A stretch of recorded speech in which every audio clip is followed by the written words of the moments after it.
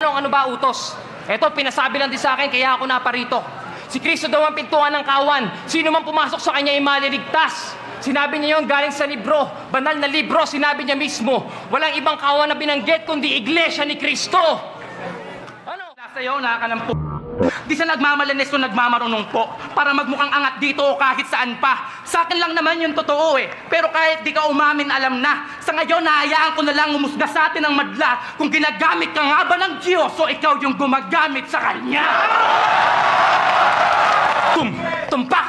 Tumpak! Nakapagsalimuhan na naman ako sa rapper na walang utak. Bibigay kamay lang pinapang upak. Tibangin ang bara para lang bulak. Kung para sa sulat ko na pang gulat o kinakatakutan. Kinikilabutan makapagunahan baka mabilaukan. Pilit kong babaunin to sa balon na ako makalabukap. Nang masabi naman ng mga paa niya, minsan nakatapak din sa lupa. Sobrang mataas ka ba nalulula? Puro ka lang kabeg ako natutulak. Kami ko bilis ko balik kita sa burak. Inagapan ko bilis mo. Nang maaga pa kay mulak.